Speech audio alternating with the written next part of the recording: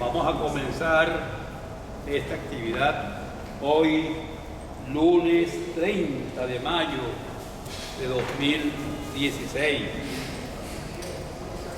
Nada, un pelín de retraso, 9 minutos, pero son situaciones de la logística universitaria.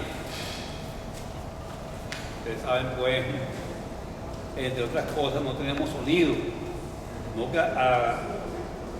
Les agradezco que se metan para acá porque vamos a hacer un video y la verdad es que no se va a escuchar en su momento.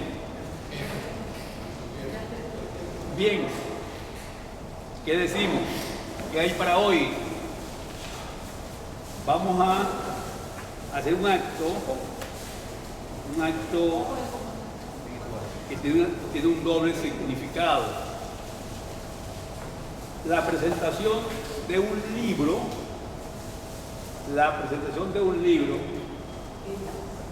no vale, yo no creo.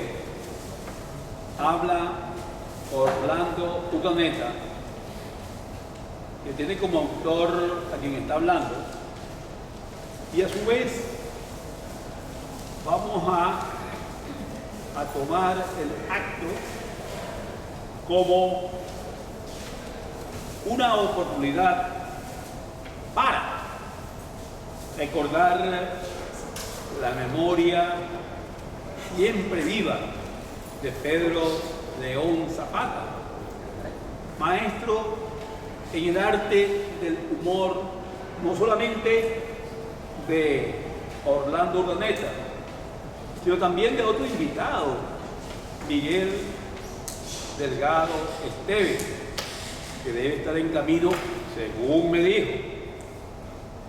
No olviden que Miguel es un artista, y sabemos que los artistas no suelen ser como muy puntuales.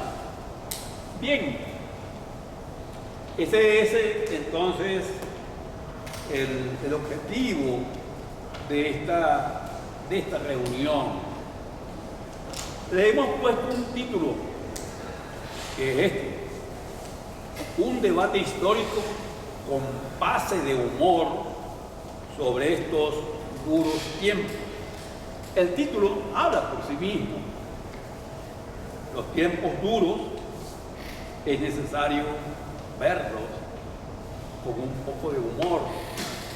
Y de nuevo, las enseñanzas de, entre otros, uno de los últimos grandes del humor y sobre todo del humor y la caricatura, Pedro León Zapata. En este acto hemos querido invitar a intervenir a Mara Comerlati, ya con nosotros, la compañera de Zapata, también persona del mundo de las artes, las letras, la enseñanza, gente pues muy capacitada por razones obvias para hablar de lo que es esa memoria siempre viva de Pedro León Zapata y para hablar también de sus recuerdos y vivencias con alguien que conoce muy bien, que se llama Orlando Urdaneta. Hemos invitado, dije, a Miguel Delgado Esteves,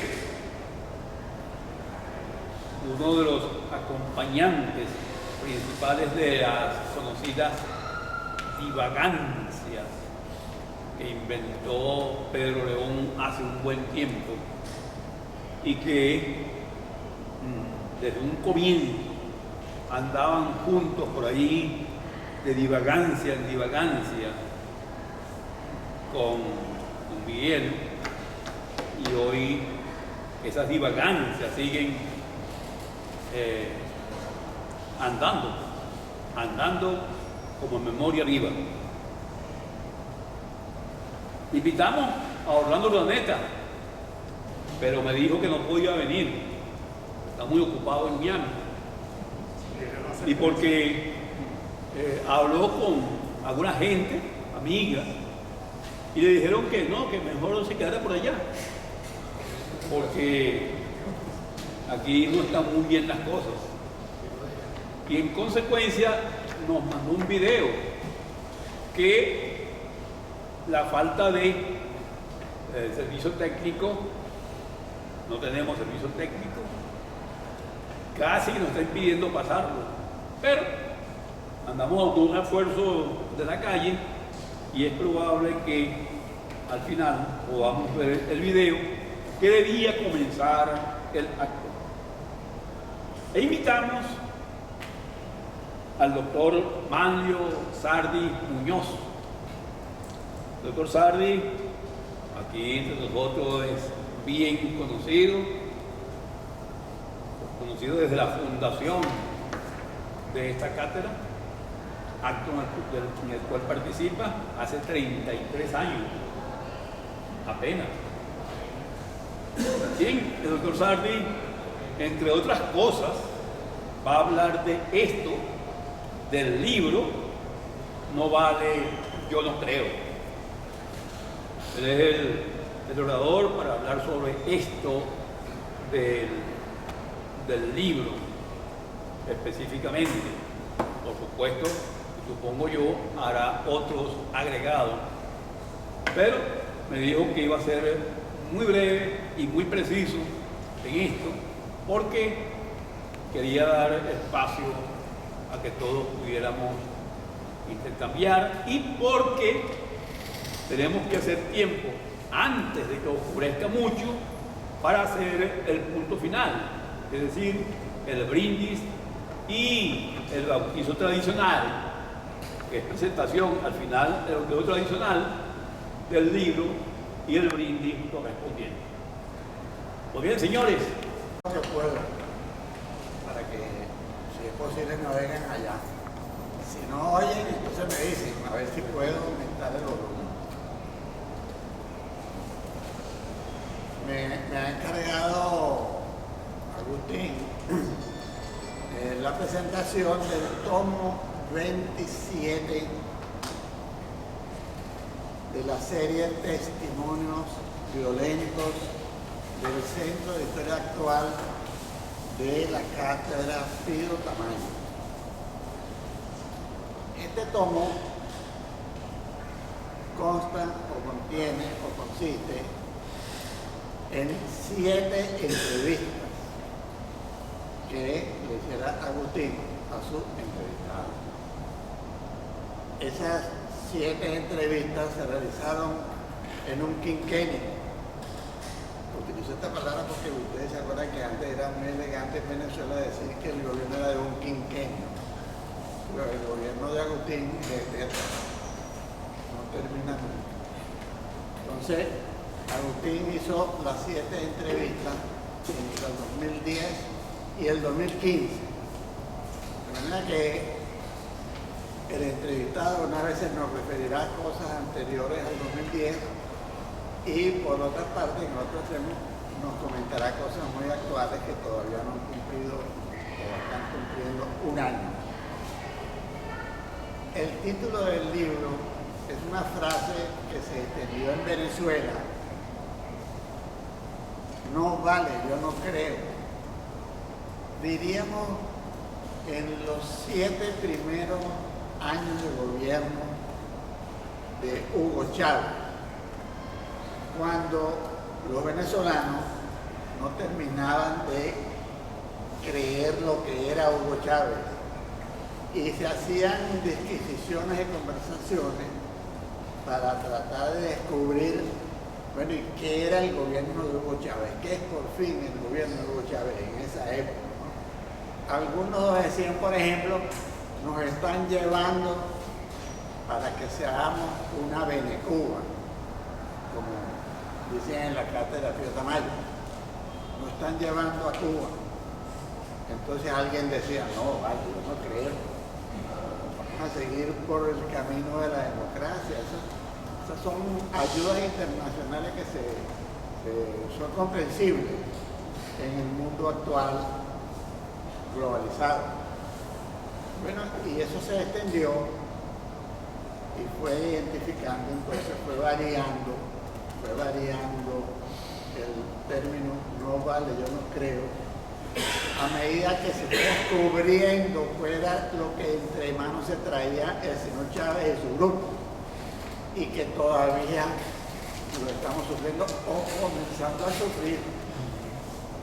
Entonces ahora uno dice, no va a pasar nada, no vale, yo sí creo. Ahora decimos al revés, ¿no? Dentro de un mes ya va a estar el desabastecimiento controlado. No vale, yo sí creo que va a seguir habiendo desabastecimiento, ¿no? De manera que a través del tiempo el título del libro ha venido dando su vuelta. El entrevistado es Orlando Urdaneta, mayor de 60 años y del domicilio que cambió, domicilio Miami. Orlando Urdaneta es una persona sumamente conocida en Venezuela por todos nosotros en los ambientes artísticos. Y tiene, yo voy a decir 2 o 3 particularidades o singularidades de su vida, como para que lo identifiquemos mejor cuando llevemos ese recuerdo, ¿no? La primera es que él es un hijo de madre soltera, madre que lo crió con mucho amor y muy bien, entre paréntesis, y sus tías que ayudaron a criarlo. De manera que, según el mismo Orlando dice en el libro, conoció a su padre cuando él ya era un hombre, y no nos transmite un recuerdo muy emocional o amoroso de su padre. Bueno, prácticamente me dice, bueno, yo lo quiero porque era mi papá, pero el resto, nada. Es la primera cuestión singular de él. Entonces él nació, la mamá de él se fue para Maracaibo y lo tuvo en Maracaibo y rápidamente se devolvió para Caracas. De manera que él es un caraqueño, pero en muchos ambientes lo toman por maracucho. Orlando es un tipo que a través de su primera juventud hasta ahora ha hecho una cosa muy, muy personal. Él se ha casado 5 veces y divorciado 5 veces. En este momento está separado de 50 mujeres, que es lo que estamos contando. Y además, en todo ese mundo de divorcio tuvo 5 hijos. Le juegan al 5, no le juegan al 5 todo el tiempo. De manera que él fue un hombre muy voluble, digamos, en el establecimiento de los hogares. Hoy él está muy contento con sus hijos, se lleva muy con sus hijos, salud. De manera que Orlando comenzó a crecer y a actuar estar en el mundo caraqueño y recibió, por supuesto, una educación formal de primaria y secundaria. Ya había hecho secundaria, no estaba dudando si entraba a la Universidad Central, y ahí viene la tercera particularidad. Alexis Márquez Rodríguez, que lo conocía, se lo conocido por aquí en los pasillos, ¿qué hace? No, estoy pensando, no vende. Entonces se logró, y Alexis Márquez lo escribió en la Escuela de Comunicación Social. Y además de eso, después que se me la diligencia, Orlando le preguntó, bueno, ¿y cuándo comienzan las clases? Yo, ya, porque la primera clase que tenía es conmigo mismo. Entonces, que todas esas personas dan una caracterización, digamos, a Orlando Urdaneta que todos hemos conocido. Es un hombre físicamente de una estatura mediana, blanco, con los ojos azules y de un temperamento muy inquieto. Es agradable estar con él porque rápidamente se hace amigo tuyo. Y yo lo conocí varias veces en el Facultad de Odontología cuando creo yo estaba montando algún amorío por ahí cerca. Y entonces frecuentaba mi facultad y yo lo saludaba siempre y conversaba unas veces con él. De manera que estos son entonces el título y el entrevista. Los contenidos están en 400 y pico de páginas. No está ordenado por capítulos, sino que en cada una de las entrevistas se mezclan los temas. De manera que hemos hecho un esfuerzo para tratar de establecer la corriente principal, los temas principales de este libro. Y son el humorismo nacional, el mundo artístico, especialmente el caraqueño, y la reacción política que tuvo en un momento determinado Orlando. En relación con el humorismo, él pertenece a una especie de generación de humoristas, que son los que nosotros hemos conocido y que ahora ya somos más o menos viejos. Esa generación de humoristas estaba él, por supuesto, estaba Emilio Lovera, etcétera, etcétera. O sea, esa cohorte de humoristas, él perteneció a ese. Y él dentro de esa cohorte, como lo hizo la totalidad de sus componentes o miembros, dieron auge y le dieron un cierto prestigio o aumentaron el prestigio que tuviera y el reconocimiento que tuviera el humorismo en Venezuela, haciendo la salvedad de que mucho antes que él, ya con Leo, ya con Jospin, estaba muy bien establecido el humorismo y su característica principal que Orlando proclama y es partidario de él. El humorismo es un asunto de antigobierno, no es una cosa de hacer desde el gobierno. Hasta ahora no ha habido un triunfo de un humorista en Venezuela, por lo menos, que se haya burlado de la oposición o haya hecho humorismo sobre la oposición y haya triunfado. Todos hasta los temas. Algunos que eran humoristas antigobierno, en esta etapa se pasaron para el gobierno, pero fracasaron como humoristas. Dejaron de serlo. Él, en relación con este humor y humoristas, él se refiere y hace muchos comentarios acerca de estos personajes que estoy hablando. De pronto habla de Laureano, de pronto comenta a Cristian Martínez, de pronto se comenta a sí mismo como humorista, etc. De manera que el lector puede conseguir allí una información fresca y muy agradable, ya el tema es agradable, por supuesto, y de conocer qué ha venido pasando con el humorismo y por qué en este momento los humoristas ocupan un determinado lugar en nuestra organización social y por qué los humoristas dicen que ellos no son graciosos ni payasos, sino son humoristas. Y así mismo, Orlando Urdaneta establece esas diferencias. Con algunos dice, algunos de estos humoristas, Orlando dice que hacía ver mucho a la gente, pero que no tenía verdaderamente trascendencia en su mensaje de humor, entre otras cosas. El segundo aspecto o tema que está en el libro es el mundo artístico. Orlando, desde muy pequeño, siendo un niño de 5, 6, 7 años, comenzó en su casa, en el zaguán de su casa, a hacer teatrillos. Montaba pequeños títeres y a los niños del vecindario que iban a verlo les cobraba medio. Y allí comenzó Orlando a tener conciencia de la obligación que él tenía con el carácter de ser ese tipo de hijo. Tenía la obligación de ayudar a su mamá y a su familia en el sostenimiento del hogar. Y él desarrolló entonces, esa infancia, hasta la juventud una serie de actividades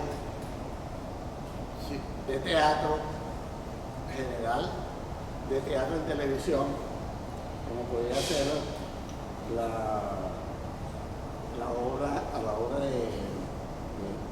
que se llama Bambilandia. Bambilandia es un programa que tuvo en Venevisión y que es muy recordado todavía por los que en aquella época eran jóvenes. De manera que él tuvo una actividad y se fue formando en el mundo artístico desde muy jovencito.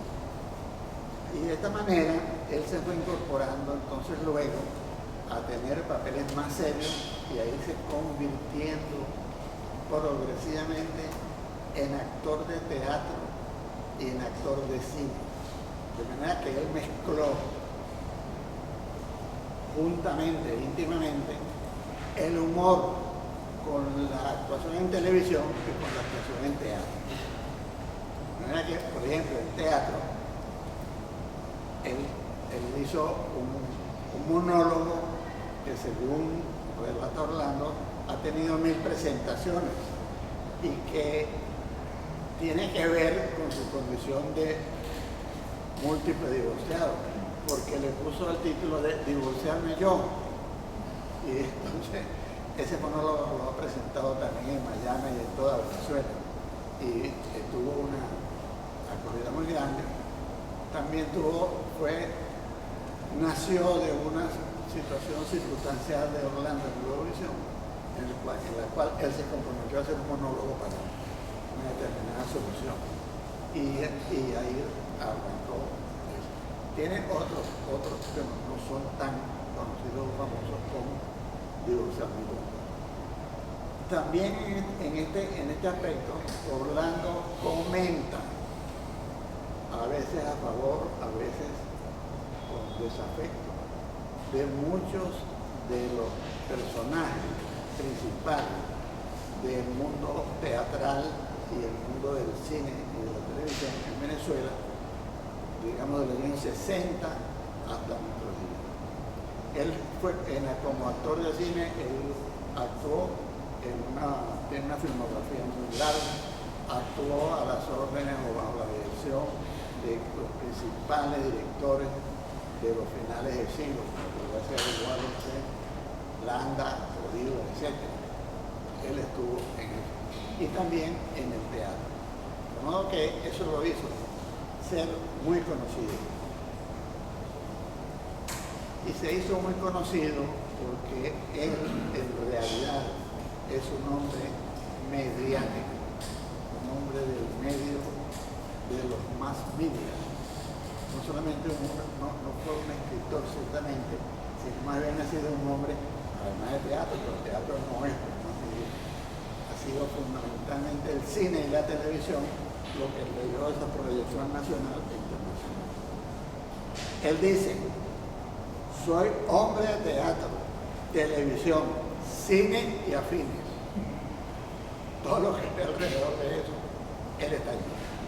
Y especialmente muestra su cariño y su respeto por el teatro cuando dice en el libro: el teatro no tiene igual ni comparación. A pesar de que no fue lo que representó, hizo la proyección tan grande de él. Sin embargo, él guardó respeto y cariño por la actuación y se sintió siempre fundamentalmente un hombre de teatro, que luego estuvo en la demás regla. Es muy importante en este aspecto el cine, porque ya desde que estuvo en el Liceo Andrés Bello, él comenzó a participar en acciones políticas contra el gobierno, de manera que tenía que ser afines por los grupos de izquierda desde el liceo. Y luego, cuando estuvo filmando, que son muchas sus películas, podría recordar a Compañero Augusto, El pez que fuma, Cuando quiere dar no lloro, Crónica de un subversivo latinoamericano. La última la filmó El enemigo dominio. Entonces, él en eso gran parte de sus personajes en este cine son personajes de denuncia o de protesta. Y entonces él se fue formando una idea política para la acción en la sociedad. Cuando llegó Chávez, los primeros de cambio, confiesa Orlando que él creyó que con Chávez había llegado el hombre que estábamos esperando, después de los fracasos del culturalismo. Llegó el tipo que va a salvar a Venezuela y yo, dice Orlando, pensó, voy a participar en esa salvación y voy a apoyar a este hombre. Y comenzó a apoyar. Hasta que a Chávez se le ocurrió criticar una caricatura de Zapata que dice que, no me recuerdo bien, yo pienso que el hombre civil está a discreción. Firme de discreción. A mí la sociedad civil, eso lo dice Chávez en la caricatura, porque una espada. Eso irritó mucho a Chávez y naturalmente comenzó una guerra contra Orlando. Y a la vez la reacción de Orlando fue irse comprometiendo cada vez más en las acciones políticas. Orlando no participó ni hasta ahora ha militado en ninguno de los grandes ni pequeños partidos de Venezuela. Ha participado mucho en grupos subversivos, en grupos que hicieron acciones subversivas. Mira que eso también lo aparta un poco de lo que era conocido común en Venezuela. Los otros, posiblemente otros tomos de la serie de la Cátedra de Tamayo y posiblemente en nuestro espíritu pudiéramos aceptar que en la historia venezolana la fuente de gobernantes han sido los partidos políticos y los militares. Y ahora estamos peor porque entonces parece que antes eran separados, aunque siempre estuvieron unidos. Pero este presidente y el anterior hacen gala y confiesan a voz en cuello que este gobierno es no solamente todo eso que dice, sino que es producto de la unión cívico-militar-gobierno. De manera que Orlando Urdaneta no proviene de ninguna de las dos fuentes de este gobierno, quizás por eso es tan antípoda de este gobierno. De manera que Orlando fue comprometiéndose cada vez más desde el 11 de abril. Él participó en la famosa Plaza Altamira, tuvo muchas conexiones con gente que estaba organizando acciones por esta cantidad militar. Esto lo fue descubriendo cada vez más frente al gobierno como un individuo sumamente peligroso, a quien había que de alguna manera callar. Y comenzaron entonces las persecuciones sobre Orlando, las trampas en la noche, etc. Y entonces Orlando comenzó a sentir que no solamente el peligro era para él, sino también que su familia estaba en peligro, ambas cosas. Esta acción gubernamental se fue agudizando cada vez más. Entonces Orlando se mantuvo hasta donde pudo en la televisión y todo reclamaba, por ejemplo, los titulares de mañana, que son los programas en los cuales se denuncia él se fue convenciendo de la necesidad de tener lo que ahora el gobierno condena, una guarida, pero una guarida en el sentido que lo utilizamos nosotros cuando éramos niños, un refugio.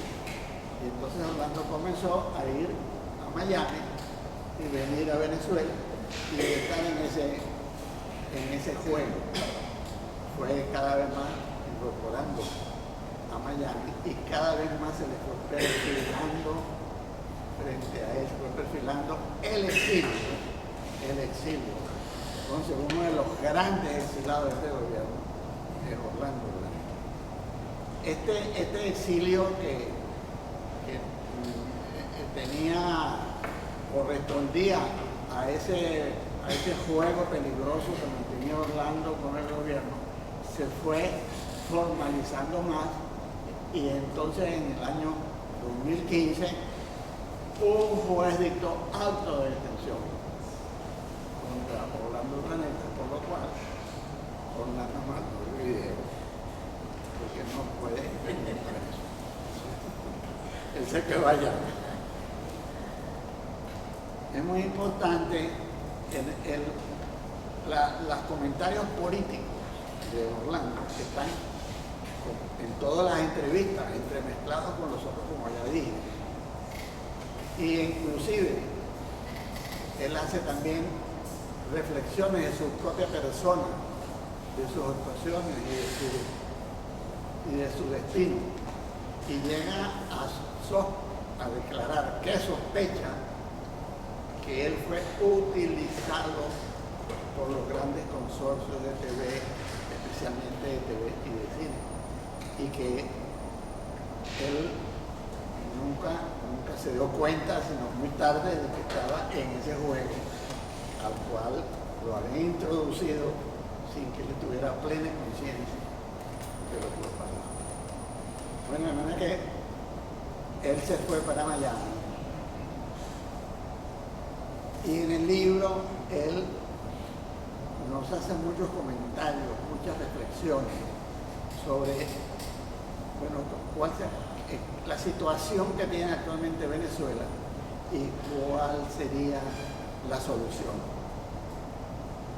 Orlando no es partidario del gobierno, por supuesto, pero tampoco simpatiza con la oposición. Piensa que la oposición, la MUD, es un club de partidos que de una manera u otra convienen en un juego que se realiza entre él y el gobierno y que termina por mantener la situación actual de Venezuela. Entonces, él quiere otra solución, diferente, que por otro camino. Y en los dos últimos capítulos del libro están dedicados ya no tanto a lo anecdótico personal, ya no está dedicado tanto a los comentarios sobre las situaciones, etc., sino que está dedicado a una reflexión, digamos, de orden doctrinario o teórico, en la cual su contrapeso es el entrevistador. El entrevistador, llevado por el interés que le provoca la Revolución de Orlando, presenta a su vez su propia visión de la política actual y de la visión futura de Venezuela. Entonces Orlando, el año 14, el 2014 y el comienzo del 15, estuvo muy esperanzado y comprometido en algún movimiento que parecía que iba a dar fruto en Venezuela, pero ese movimiento tiene una característica importante. Era un movimiento de violencia, porque Orlando confiesa que no cree en los votos como solución para la salida de Venezuela en este momento. Entonces, Orlando dice que la violencia es necesaria, que la violencia es una especie de purga que tiene que pasar el país y que habrá inclusive muchos muertos en las civilizaciones que vendrán, para que después la gente de buena intención, la gente de buena voluntad, la gente honrada, etcétera, se vaya incorporando progresivamente a la gestión gubernamental para hacer entonces una Venezuela incorruptible, una Venezuela honrada, una Venezuela justa, etc. Decía que el entrevistador comentaba a Orlando entonces que en su visión para Venezuela, Venezuela, él no era partidario de la violencia, que él pensaba más bien en que fructificara en un tiempo indeterminado en lo que él, el movimiento que la cátedra agrupaba, que es el movimiento de movimientos. Aunque confiesa el entrevistador Agustín que hay muchas dificultades para lograr hacer nacer estos y que cuajen con fuerza, que pase a la etapa de crítica y se haga de verdad un movimiento que para Venezuela es el movimiento mesiánico, el movimiento que salvador para Venezuela. Ellos intercambian entonces sus opiniones y ambos se muestran un poco en desesperanza en relación con algunas situaciones del momento, ¿no? La dificultad, por ejemplo, de tumbar o sacar del gobierno fácilmente a quienes están allí ahora, porque hay, por ejemplo, hay una comandita, una alianza que se huele poco en Venezuela, que de pronto le vemos salir las garras, que es la comandita internacional. Bueno, a mí me consta que el año 2001, quien era un secretario adjunto de Vicente Rangel en el Ministerio del Exterior, estaba encargado del contacto con todos los grupos que podían, grupos libios, sirios, de Medio Oriente, de Sudamérica, etc. Entonces, esos se han instalado en Venezuela. Y lo que nosotros nos vemos es lo que la cátedra de Agustín llaman Venecuba, lo que llaman Cubazuela, Orlando, en lo cual llegamos a aceptar que Venezuela ha perdido soberanía en aras de permitir una presencia indebida, no solamente de técnicos cubanos, sino también de gente armada, de gente que dirige, tiene funciones de dirección en el sector militar. Y que eso entonces establece una dificultad, porque si bien hay una claque corrupta de militares, no son esos militares los que mantendrían este gobierno, sino son el conjunto de fuerzas que están presentes en Venezuela y que han sido y que han llegado a ella traídas por los sectores que están gobernando. Pero finalmente ambos coinciden en una cosa que es muy importante como coincidencia. Ellos coinciden en que en Venezuela hay todavía una porción bien grande de pueblo sano, una porción de pueblo honrado y una porción de pueblo fuerza. Una porción de pueblo fuerza, es decir, muchos grupos que ahora los vemos actuando en el cenit de la palestra, pero que están presentes y que ahí se reunirían para hacer entonces de Venezuela lo que todos queremos. De modo que no hay que perder la esperanza. Coincide Orlando cuando cede en su veneración de la violencia y coincide Agustín y la cátedra en su aparente pesimismo por la salida de Venezuela. Ambos se unen en la esperanza. Es la esperanza lo que nos mantiene, es la esperanza donde está el futuro de Venezuela.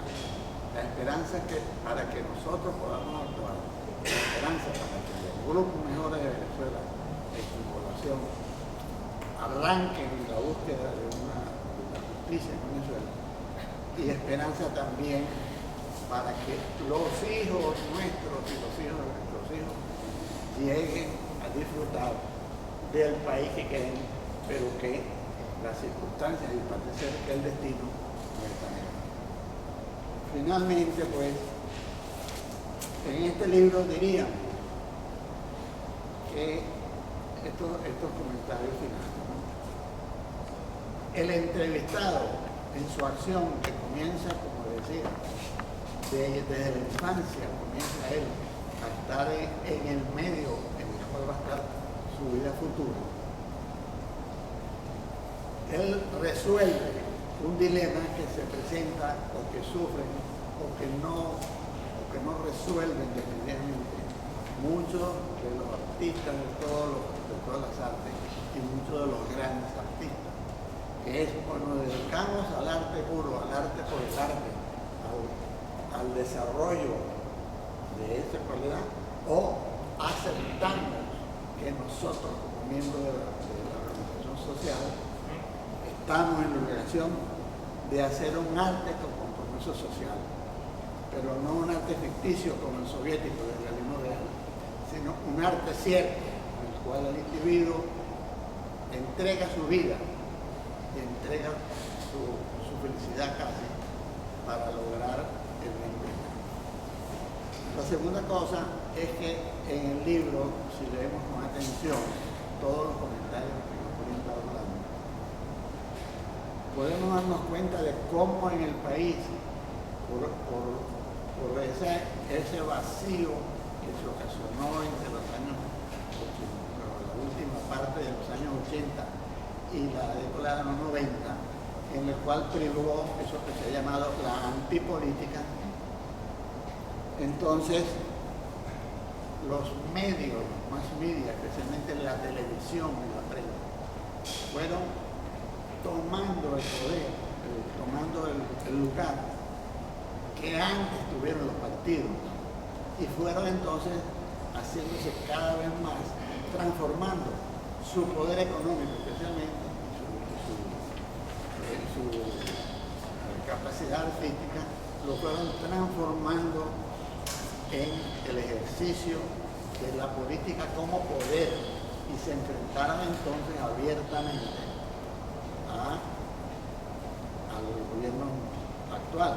Y para eso todos nosotros podemos dar ejemplos de cuántas personas tuvieron que salir, cuántas personas le quitaron los bienes, cuántas se jubilaron, etcétera, etcétera, dado que los medios entonces pasaron a ser un poder político más abierto de lo que siempre fue. Lo que no significa esto que los más medios no tuvieran poder político, puesto que la influencia que tienen sobre el colectivo es inevitable que en esa influencia esté presente el afán de tener la elección.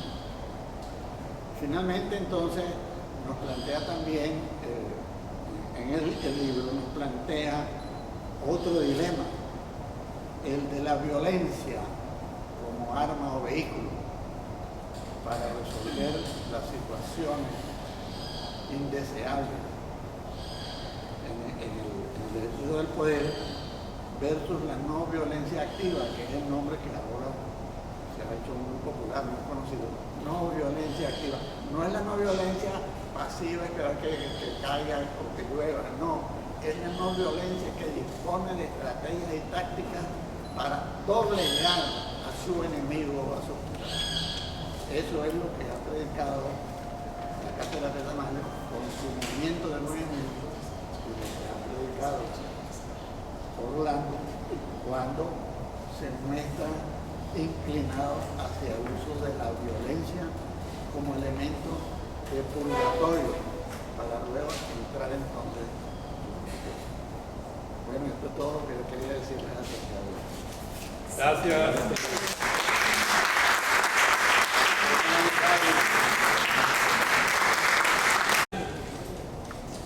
Presentación de No vale, yo no creo.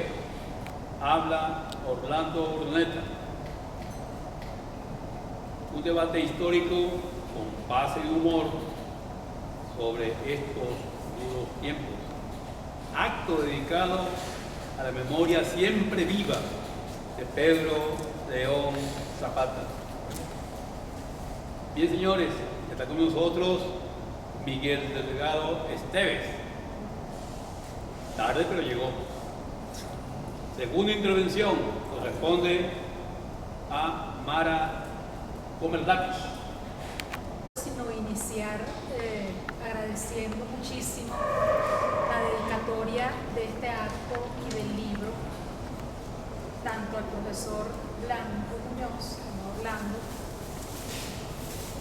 la dedicatoria a mi esposo Pedro León Zapata, que fue entrañable amigo, compañero de aventuras humorísticas de Orlando durante muchos años.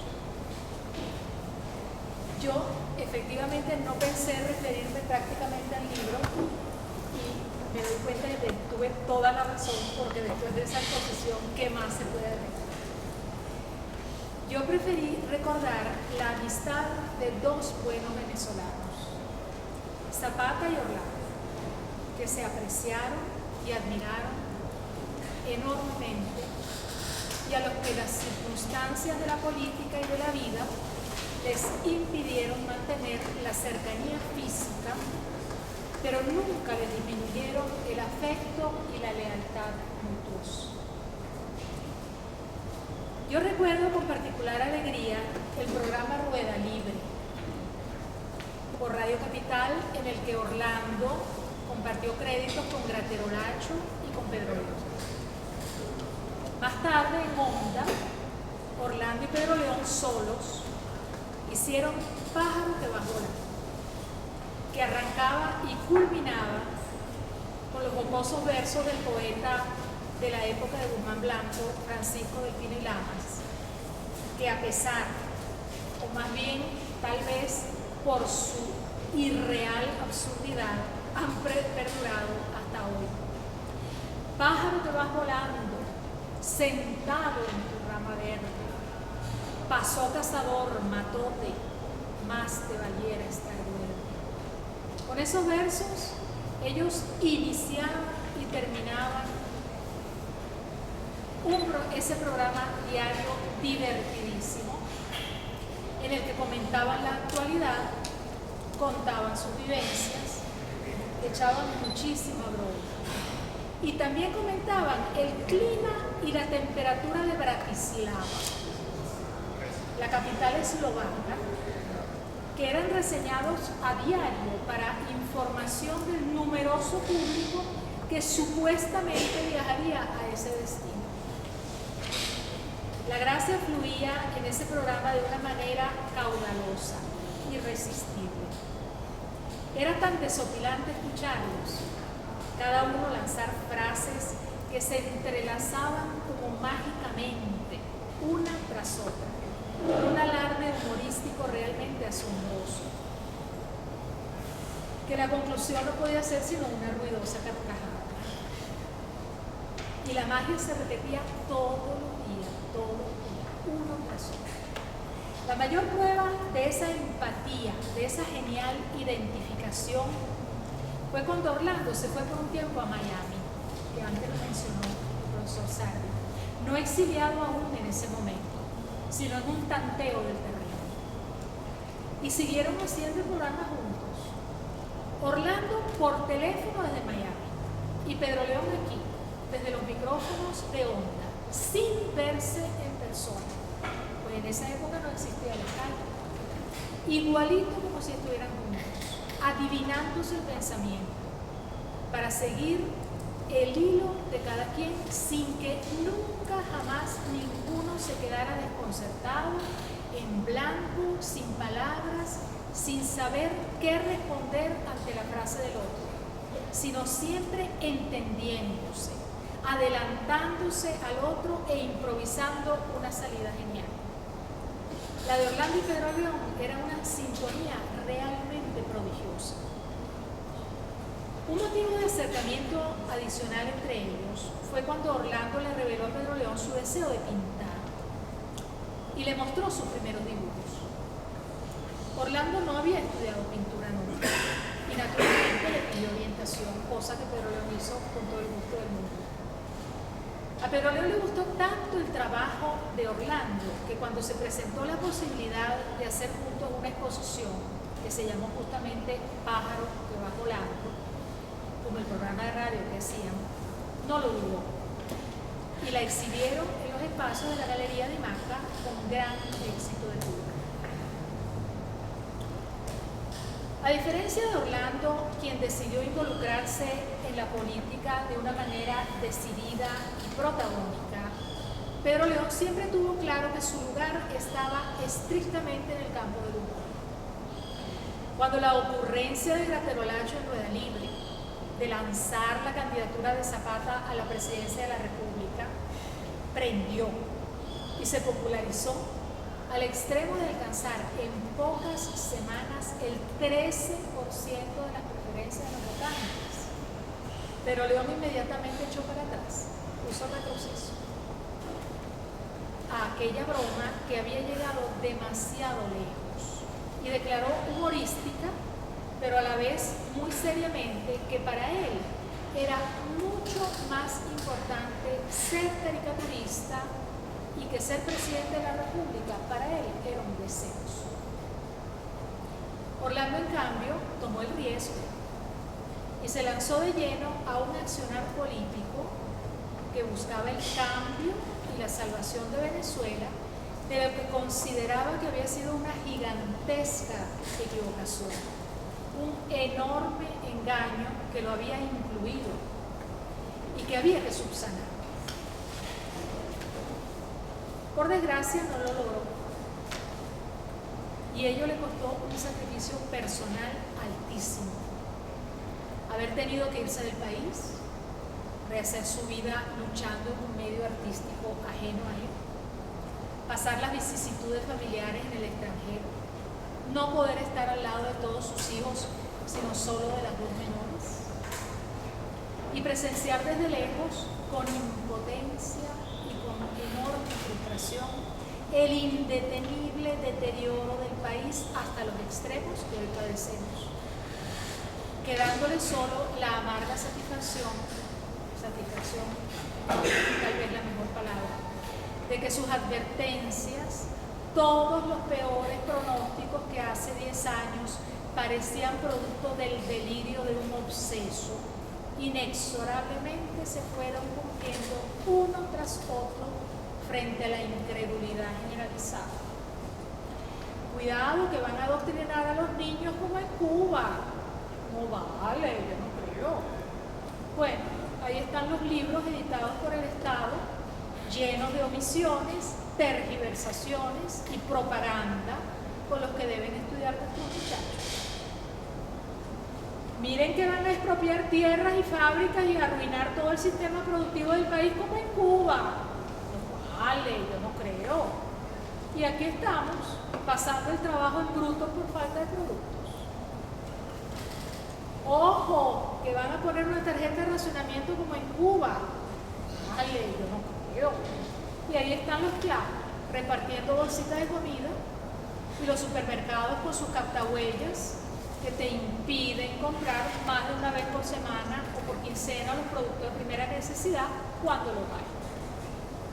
El no vale, yo no creo, que le da nombre al libro que se presenta hoy, es el irónico estribillo que se repite ante la comprobación terrible, dolorosísima, que los peores temores se hicieron realidad.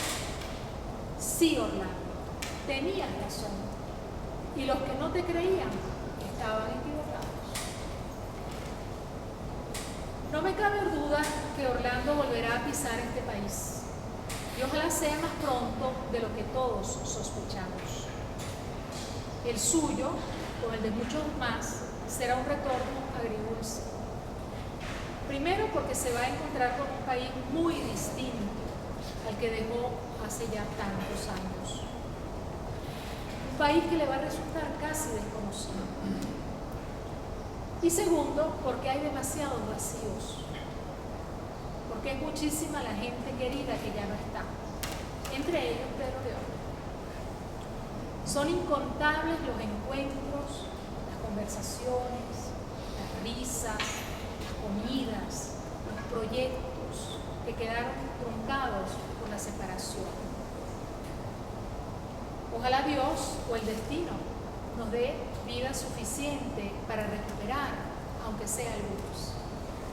Muchas gracias.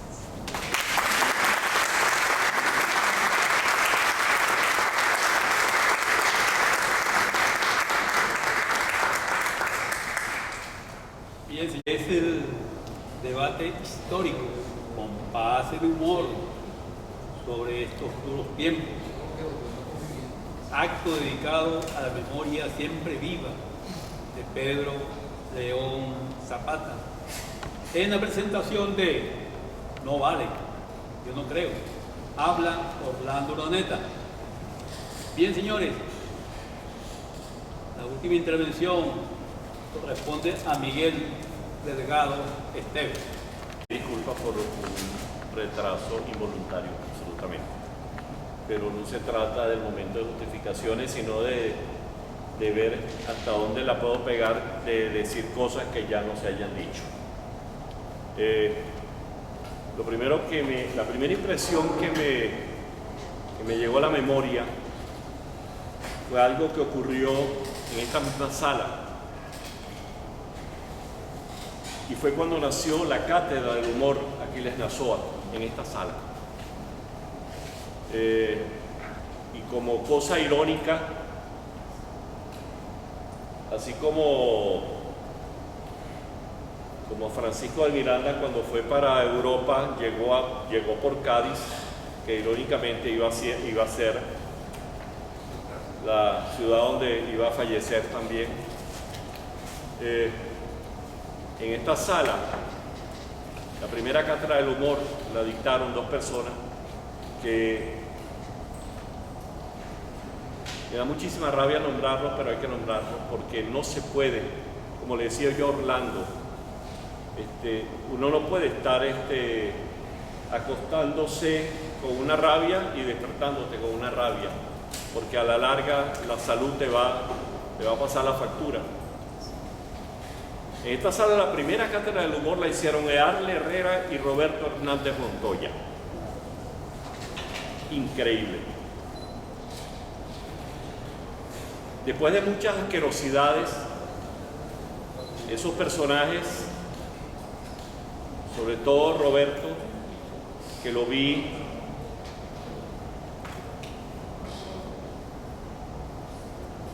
iba a decir una grosería, pero me arrepentí. Arrastrarse realmente ante el talento de Pedro León, decir cosas maravillosas del talento de Pedro León, y después escribió un artículo en el Nacional sobre la historia de la caricatura en Venezuela en el siglo XX y no nombra a Zapata. Eso es ser miserable. Pero como así llega esto a la memoria, también me llega a la memoria cuando hacían, como lo mencionó Mara, Pájaro que vas volando. Orlando se enfermó de una pancreatitis que casi se lo raspa. Y me llamaron para que yo hiciera la suplencia a Orlando en Pájaro que va volando. Zapata y yo nos conocíamos hace muchísimos años.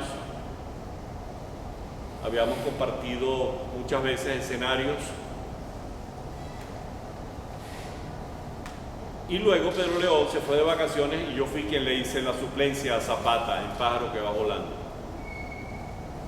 Hasta que se acabó el ciclo de Pájaro que va volando y me llaman de Unión Radio para ver si yo me atrevía a hacer un programa con Pedro León allí mismo en Unión Radio.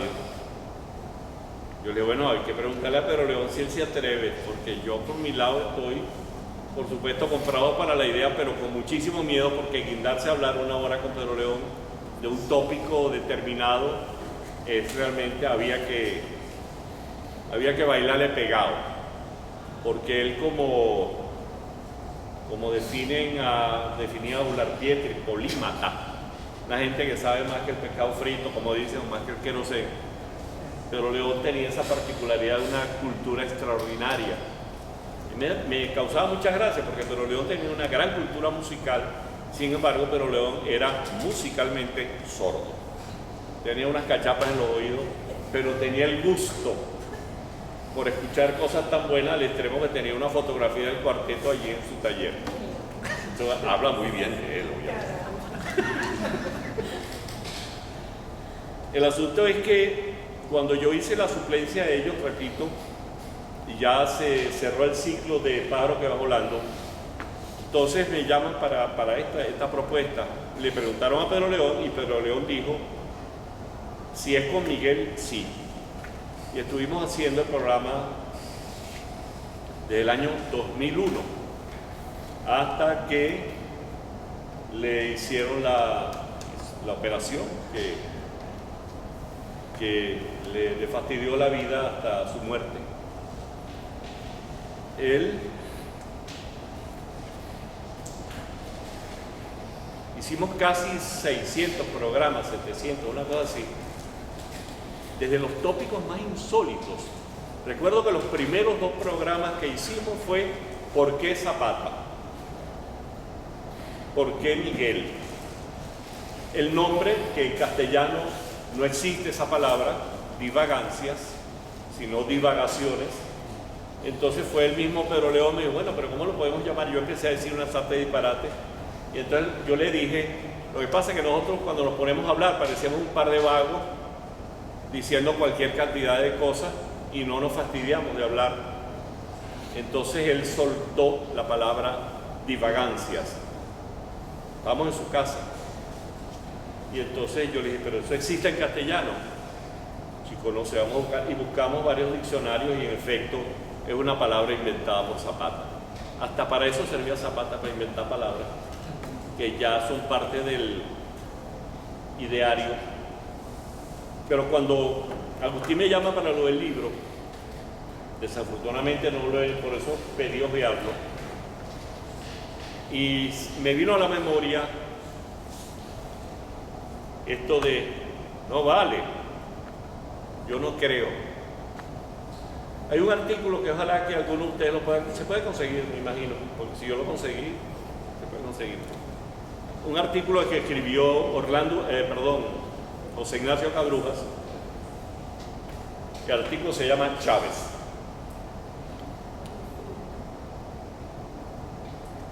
Y entre otras cosas, Cabrujas, que era otro de esos visionarios, decía algo parecido a eso. No se confíen.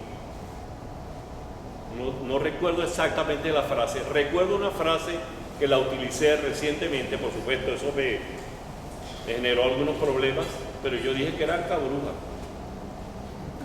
Porque lo estaba diciendo yo delante, ya les contaré la historia, delante del Consejo Legislativo del Estado Guárico y el Consejo Municipal de Calabozo de mi pueblo, sesión conjunta, homenaje al centenario de Antonio Esteves, orador de orden Miguel Delgado Esteves.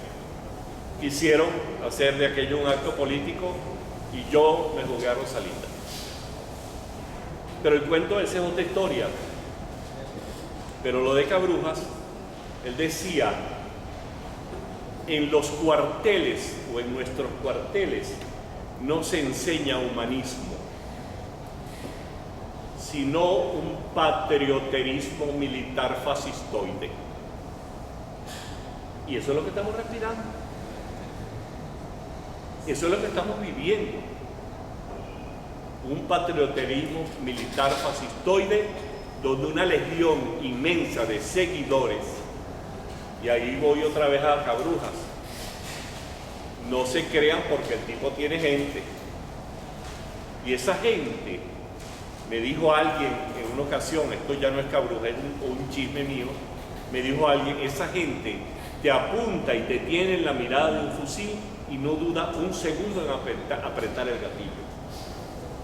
En cambio nosotros, los que, como un Twitter que pasé hace poco decía algo, que cuando los militares ostentan el poder político, los militares también, cuando los militares también ostentan el poder político, la razón queda supeditada a lo que digan las armas.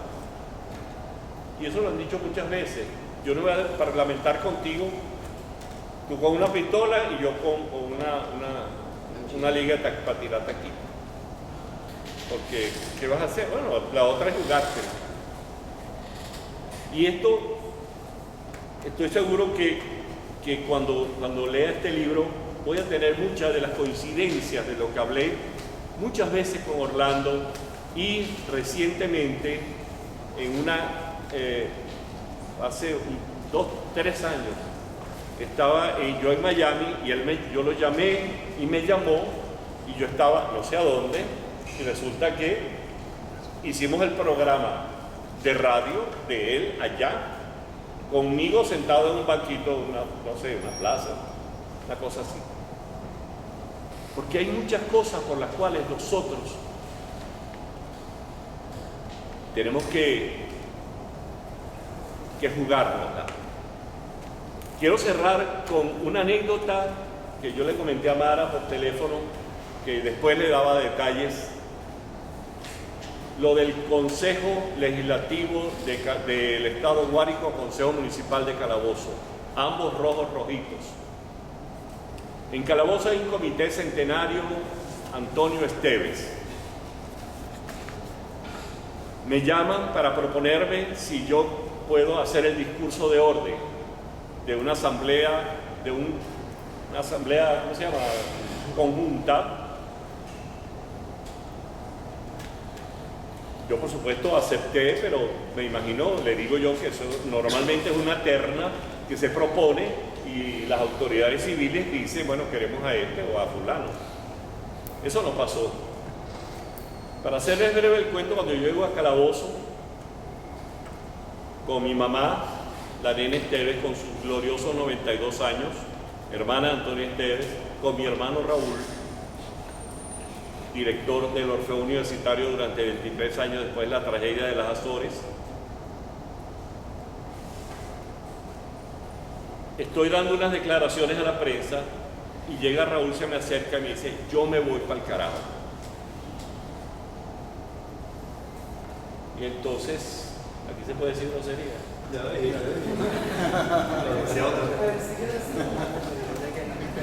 Es verdad. Si Gularpieti le dio permiso al país para decir pendejo, ¿cuál es el problema? Aparte, como decía, estoy hablando de Antonio Esteves, leí un artículo que escribieron sobre él que decía de su dimensión musical, bellísima, apasionado, tierno, no sé cuántas cosas más, en contraste con su poco diplomática capacidad de libertad de expresión, para decir que era un mal hablado, de tal manera que el cuento es que cuando llego comienzan a colocar música en el Liceo Antonio Esteves, donde iba a ser el evento, música de cuñas del gobierno, Chávez, Maduro, la revolución, todas las cosas, yo no sé. Ajá. Y entonces es cuando Raúl me dice, yo me voy. Entonces yo le dije, ¿pero qué pasó? ¿Tú no estás oyendo? Entonces cuando pelo la oreja, le dije, no, tú no te vas, tú te quedas conmigo. Y me fui a donde estaba la mesa, no había comenzado el acto, donde está la directiva de ambos consejos. Y les digo a ellos, a la presidenta del Consejo Legislativo, le digo que esto es una afrenta a la memoria de un calaboceño glorioso como Antonio Esteves, es una afrenta al legado de un músico del tamaño, un artista del tamaño de Antonio Esteves, que le ha dado glorias a Calabozo y al país. Le dije una cantidad de cosas y la tipa se quedó, por supuesto, quitaron la música, la tipa se quedó como ponchada, como dicen ahora. Y me dice, pero es que hay que rendirle homenaje al comandante eterno.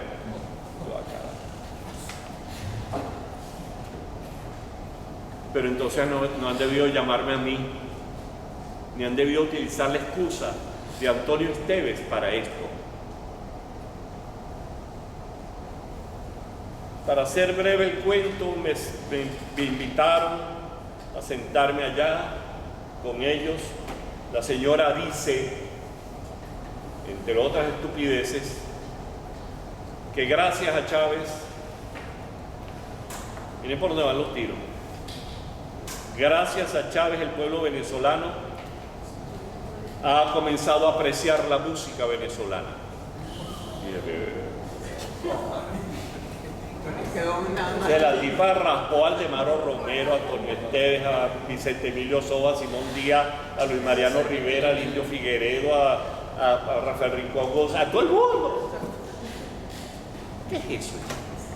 Entonces eso es lo que se está, cuando tú decías esto de los textos asquerosos, yo que fui maestro, que fui profesor, veo aquellas cosas y me parece algo indignante, y cada vez que le puedo echar plomo, le echo plomo. Ante estas circunstancias, cuando me presentan, lea el discurso, el currículum vitae del orador de orden, ciudadano secretario. Bueno, voy a leer el currículum vitae del camarada Miguel Delgado Esteves. Otra vez. Entonces yo agarré y le digo, ¿y quién te dijo a ti? Pero así con todo el gañote que tengo.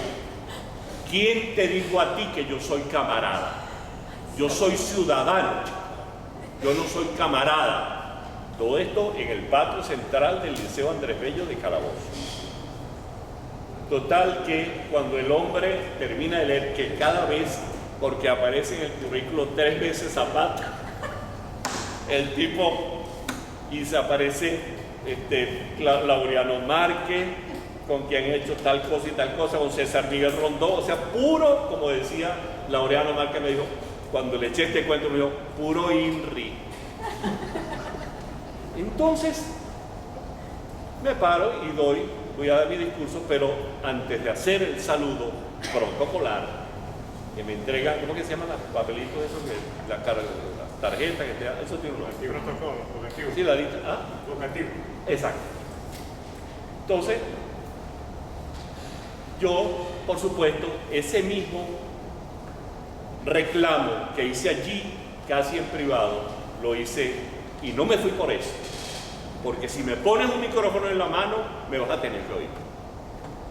Salvo que pase lo que pasó, que lo cortaron. Por supuesto, se me paró Alicia, mi esposa, que estaba chorreada. Se paró y no se oía, pero claro, yo proyecté mejor mi voz, pero me prendieron otra vez el micrófono. Y les hice el mismo reclamo delante de todo el mundo. No solamente eso, sino que aproveché varios instantes dentro de la estupidez, entre ellas esa, de lo de la música venezolana. Por supuesto lo dije, señora presidenta, ¿cómo se le ocurre a usted esto? O sea que usted desconoce el legado, primero que no muere fue a Simón Díaz, el legado de un llanero como Simón Díaz, de Aldemaro Romero, del mismo Antonio Esteves, y le solté la rístara, como decía Pedro León, que era una expresión muy usada por Pedro León, le suelto una rístara, como si fuera una rístara de ajo. Y entonces conté una anécdota, por supuesto, para no entrar en más detalles de esto. Hubo momentos muy tensos porque la mujer cometió la estupidez, entre tantas otras imbecilidades, que está sentada a lo mío cuando me presentan y todas las cosas, comete la imbecilidad de decirme, caramba, me pusieron a estudiar a Antonio Esteves. O sea, está bien, son más las cosas que uno no sabe que las que sabe, pero no seas imbécil, vas a decirlo. Y él es la presidenta del Consejo Legislativo del Estado Guárico. No solamente eso, sino que hace poco se habían celebrado los no sé cuántos años de la fundación de Calabozo, y en el desfile estaba desfilando el Liceo Antonio Esteves con una pancarta que decía Antonio Esteves 100 años.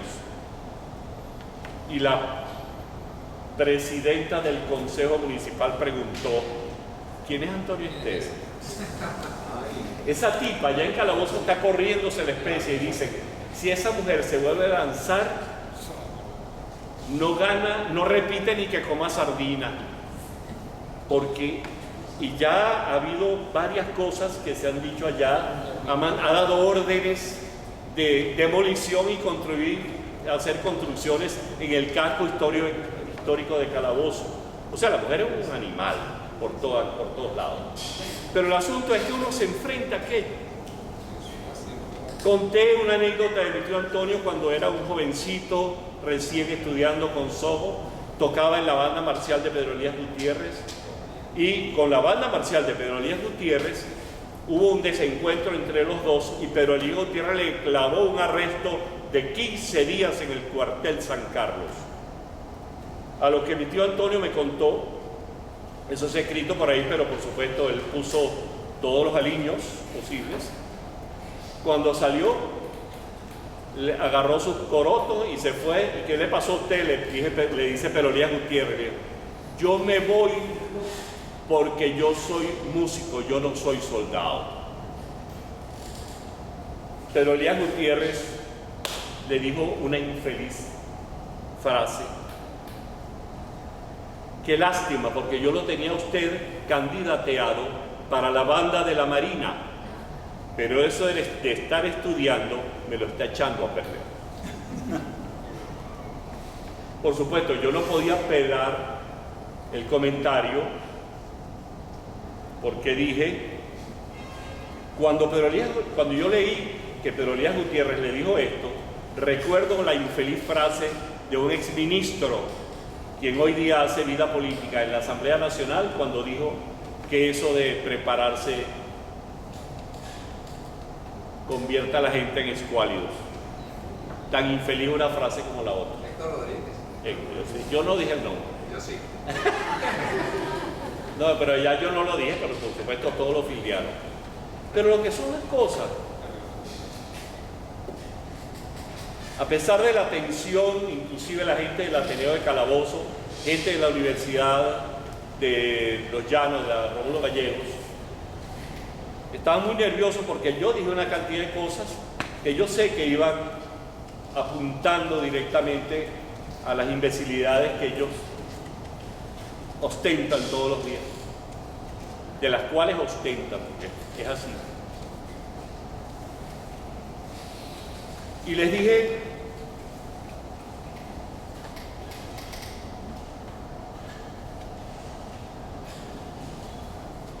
que si ellos no se daban cuenta de lo que Antonio Esteves pregonó muchísimas veces, y que hay un texto escrito por Antonio Esteves que palabras más, palabras menos, decía: ser artista no es un privilegio, es un compromiso con tu conciencia, con la sociedad, con tu país y con el mundo. De tal manera que yo le pido a los señores autoridades civiles que traten de ser artistas por el sentimiento de un compromiso que ustedes tienen que tener. Yo, al final, me dijeron que al final del acto, del discurso, me iban a poner la gran condecoración, el gran cordón umbilical de los búfalos mojados, de no sé qué broma. Una condecoración ahí, pero... Y me iba a dar una placa, iba a librar y también iba a firmar el libro de honor de los oradores. No me dieron nada. No me dieron nada. Y yo feliz, porque yo me imaginaba a ellos con la placa y con la condecoración y todo eso, revolviéndose las tripas de cuánto se iban a tener que llevar para su casa.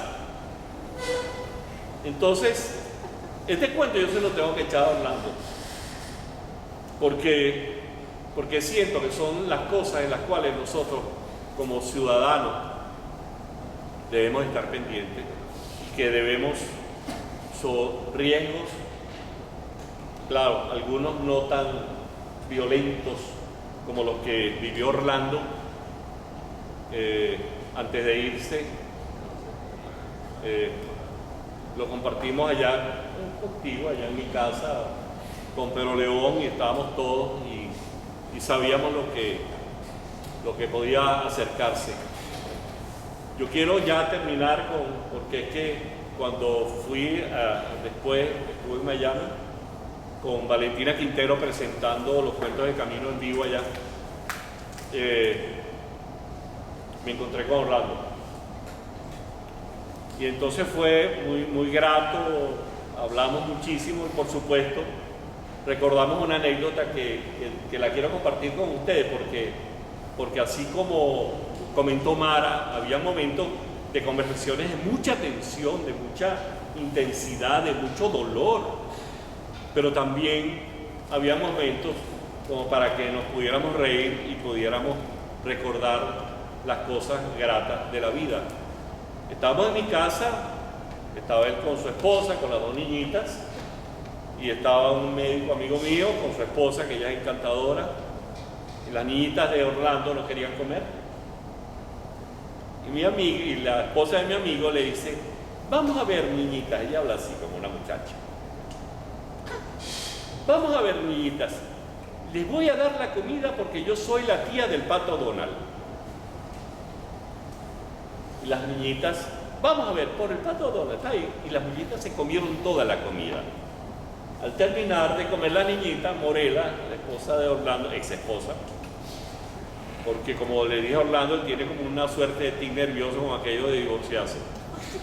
Entonces, y lo utilizó eso para el monólogo aquel, divorciarme yo. Digo, yo voy a meter eso ahí. Entonces, ella le dijo a mi amiga, chica, tú sabes que te agradezco mucho, pero a nosotros no nos gusta decirle mentiras a las niñitas. ¿Y quién te dijo a ti qué mentira dije yo? No, lo de la tía del Pato Donald. Ah, no, espérate un momentico. Entonces fue para su cartera, sacó una fotografía ella con el Pato Donald. El que está dentro es mi sobrino fulano. Yo soy la tía del Pato Donald. Entonces, recordamos aquello que fue sumamente gracioso, la salida de ella ante esta cuestión, y de verdad tenía una foto, yo vi la foto, ¿no? El Pato Donald así, el muñeco, bueno, el sobrino de ella trabajaba ahí matando su tigre. De tal manera que yo me siento muy honrado de estar con Mara, que es mi amiga, mi hermana querida de tantos años, con Agustín, con el profesor, con todos ustedes, y poder compartir estas impresiones de algo que yo considero que es fundamental para el país. Muchas gracias.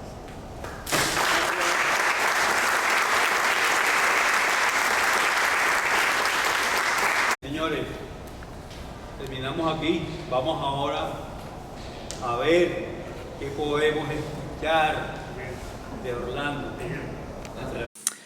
Muchísimas gracias. Me honra mucho estar allí entre ustedes hoy y por supuesto que quiero dar las gracias de todo corazón al profesor Agustín Blanco Muñoz por haber creído que era importante contar un pedazo de mi historia para retratar un pedazo de la historia de todos nosotros en la persona de un comunicador, para decirlo bonito, un humorista, para decirlo culto, un cómico, para decirlo rápido, que se vio involuntariamente atrapado en esta cosa. No vale, yo no creo. Yo he tratado de analizar cómo pasa lo que pasó, qué fenómeno ocurre con ese video, no inocente, pero tampoco fue que hicimos el manto sagrado. Y me acuerdo que el 12 de abril, amaneciendo, llegaba yo a mi casa, nunca se me olvida, devolvía una pistola que había alquilado por 100.000 bolívares y decía yo, gracias a Dios, no la usé y espero en mi vida volver a tocar una vaina de esa.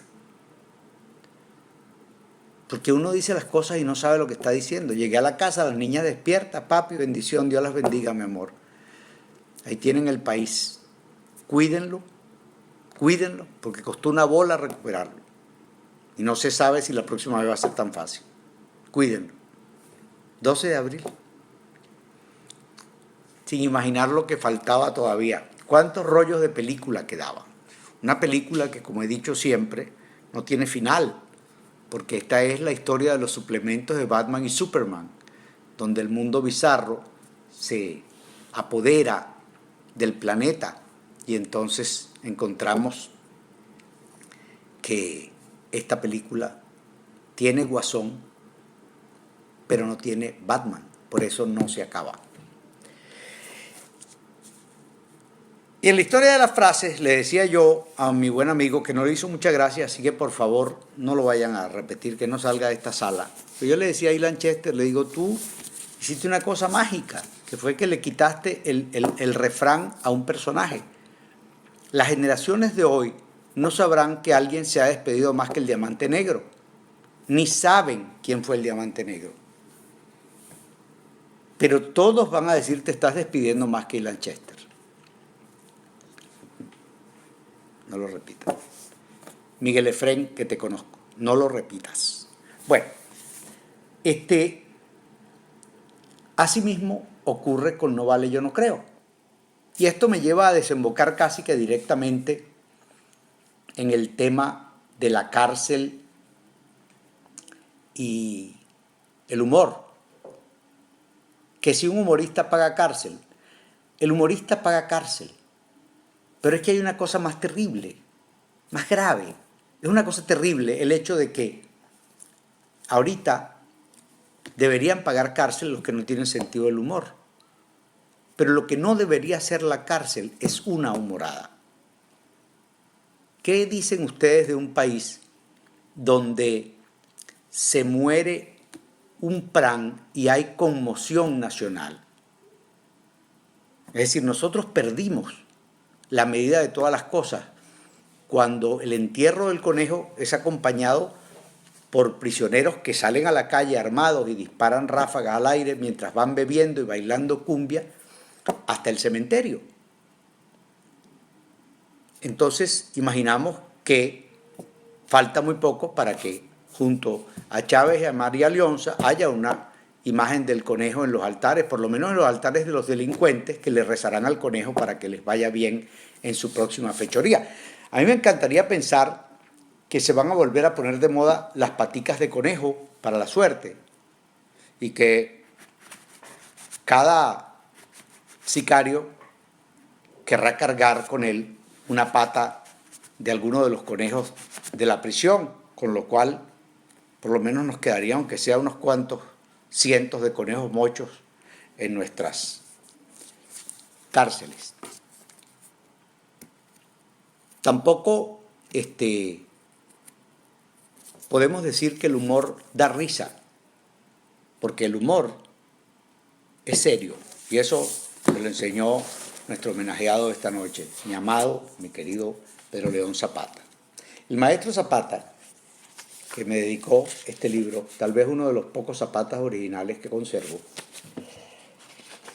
dice aquí, y lo usan para casi prólogo del libro, es prólogo del libro, no es que todos los serios sean brutos, sino que todos los brutos son serios. Y no voy a entrar a nombrar personajes del oficialismo porque en el país, estando como está, yo no sé si están sentados ahí, algunos. Lo que sí les puedo decir es que yo estoy sumamente feliz porque el profesor Agustín Blanco Muñoz decidió que fuera Pedro León Zapata el objeto de este encuentro de la Cátedra Pío Tamayo de hoy. Es decir, que dedicáramos a él su libro No Vale Yo No Creo, habla Orlando Urdaneta. Y cuando yo nombré a mis hijas, lo que quería decir es que yo creo que ese día me gradué de creador de pendejadas que se quedaran después casi que como premoniciones.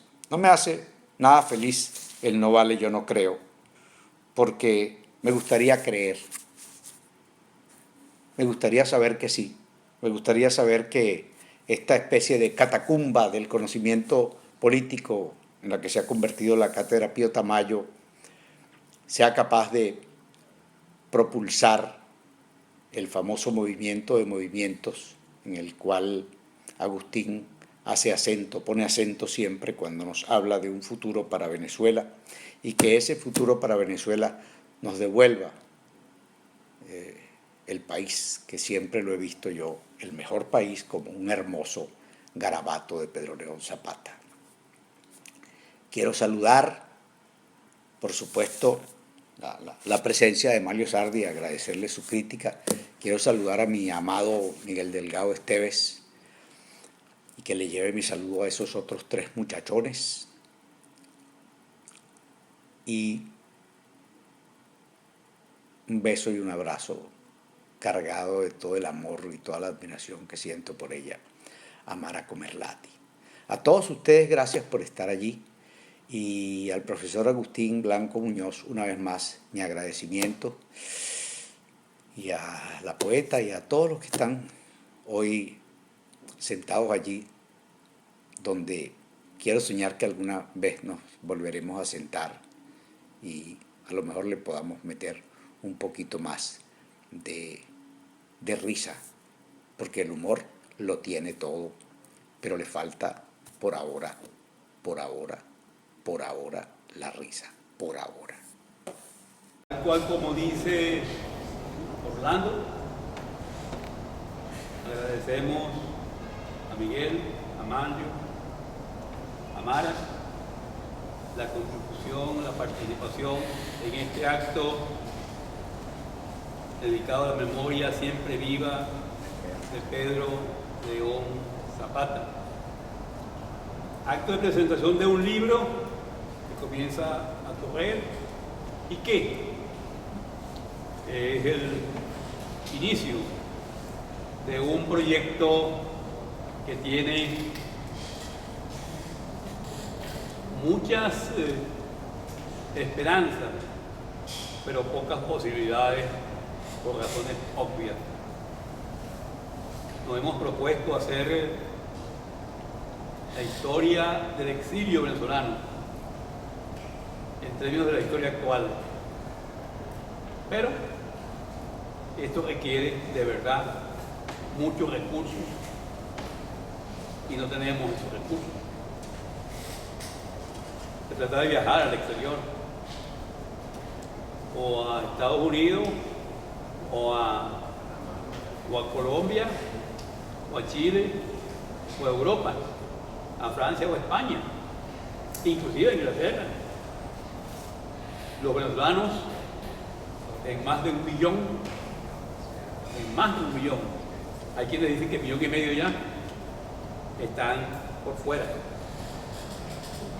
El exilio tiene una raíz histórica de una larguísima data, y esa historia no se ha hecho. Ni del exilio que comienza allá en la llamada independencia o Primera República, Segunda República, Tercera República, o en la llamada Cuarta República, o en esta, que creo que es la campeona del exilio. Estamos creyendo que en ningún momento de esta historia hubo un exilio con la extensión, la profundidad, la pena y el dolor de este momento. Porque hay un exilio doble, el de la gente que se va por razones políticas y la gente que vive el exilio aquí mismo. Me refiero a la familia dividida. Díganme usted, ¿dónde está la familia que no está dividida? Favorablemente en los últimos días, semanas o meses, esa división tiende a hacerse menos visible, menos realidad, porque mucha gente está recapacitando. La realidad lleva a esa recapacitación. Pero de verdad, mis queridos amigos, este tema del exilio hay que pensarlo, reflexionarlo.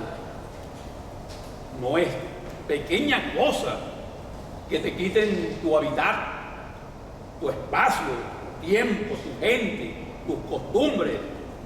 No es poca cosa. En ninguna parte un venezolano,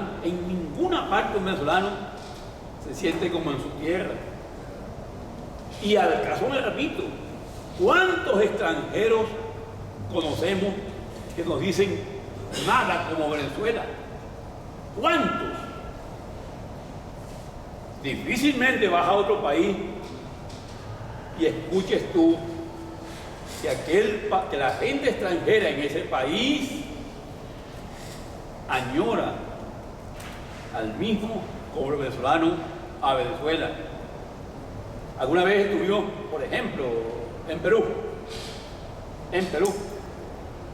y la acogida del peruano para la gente de fuera no es la misma. Inclusive llegamos a sentirlo en Cuba. Pongo ese par de ejemplos porque aquí tenemos algo en esta idiosincrasia que a lo mejor no puede definir perfectamente, pero que de verdad es como nuestro símbolo, nuestro signo, nuestra identificación mayor. De modo pues que el exilio para nosotros tal vez pese más que para mucha otra gente. Y ahí estamos viendo un Orlando que dice: cómo quisiera estar hoy allí con ustedes. Y esto es algo que en realidad el exilio siempre es amargo, sabe a pérdida, dice el propio Orlando. Siempre amargo. Y es un personaje, Orlando, que vive aquí, en otra dimensión.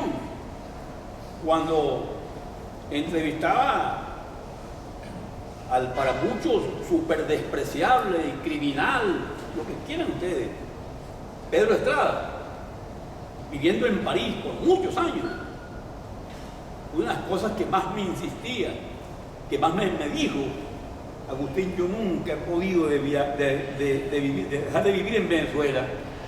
Siempre he vivido en Venezuela y cada día pienso en Venezuela. Y comenzaba a decirme algunas de esas cosas que añoraba de Venezuela. Y vivía completamente informado de todo esto, pero completamente informado. Más que nosotros.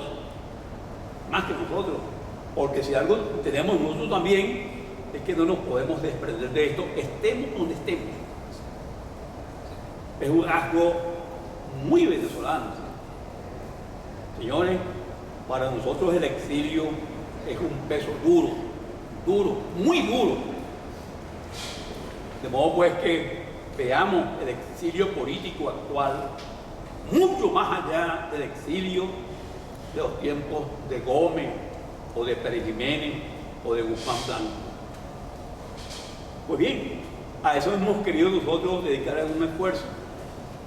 Comenzamos con la gente de Miami, ya hay 2, 3 libros, pero la cuestión editorial aquí, al menos, se transformó casi en un imposible.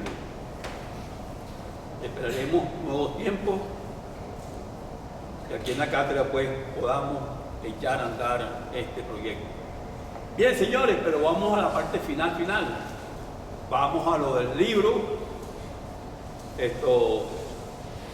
para que le pongan una flor encima y para que simplemente se pueda comenzar a andar con el pie debido. Y aquí, compañera.